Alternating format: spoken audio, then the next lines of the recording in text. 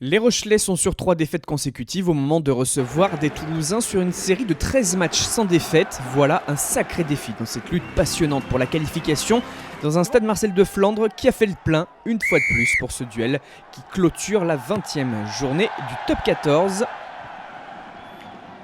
L'équipe du Gomola et de William Servat doit d'abord faire face à des Maritimes qui profitent du pied d'Iaya West pour prendre les commandes dans cette rencontre très équilibrée, 3-0, sous les yeux d'un Jono Gibbs qui sait à quel point le défi du stade Rochelais est relevé, mais le stade toulousain fait quelques fautes et se retrouve mené 6-0 peu avant la demi-heure. Petit score, mais vrai duel.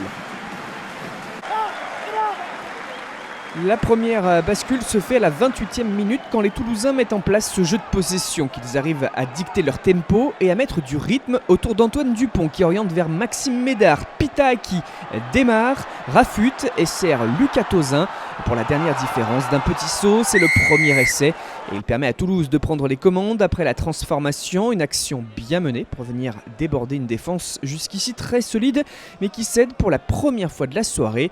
Et à titre personnel, 5e essai de la saison en 10 matchs pour l'ailier de 20 ans.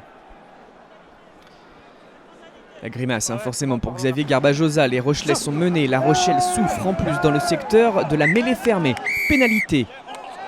Les Hauts-Garonnais commencent à prendre le dessus alors qu'ils ont mis en place une solide défense, ils sont réalistes et scorent avec Thomas Ramos malgré la distance sur cette pénalité. La Rochelle offre une réaction grâce à sa paire de centres, Botia Doumerou à l'origine de ce mouvement sur l'aile. Les espaces sont quand même difficiles à trouver et les Rochelais n'ont de cesse de taper sur un mur, d'être refoulés jusqu'à cette pénalité pour un hors-jeu permettant la réduction de l'écart. À la pause, Toulouse mène donc 10-9. En seconde période, pendant 20 minutes, les deux équipes se tiennent encore. Difficile pour l'un ou l'autre de creuser l'écart. La possession affiche du 50-50 jusqu'à cette situation pour les Hauts-Garonnais. Avec Sébastien Bézi qui anime alors qu'Antoine Dupont a été replacé à l'ouverture. Mais l'envoie Thomas Ramos servir à hauteur. Pioula face à l'ailé. L'ultime duel remporté. Et c'est le second essai des Toulousains permettant de réaliser un premier véritable break. Au tout départ de l'action, c'est encore une mêlée mal maîtrisée par les Rochelais qui voient Victor Vito échapper. Et dans la continuité du mouvement, le troisième ligne qui fait la différence dans la défense. Jono Gibbs est stoïque, sûrement inquiet. Ses joueurs lui offrent tout de même une réponse en faisant le choix d'une pénale touche pour mettre en place un ballon porté. Les avances s'organisent avec le soutien de 3/4. Oui, c'est bien l'ailier Vincent Ratez qui pousse derrière ses gros le jour de ses 27 ans. De l'avancée, avantage en cours, mais surtout l'essai pour Ratez qui relance le suspense et fait enfin sauter le verrou.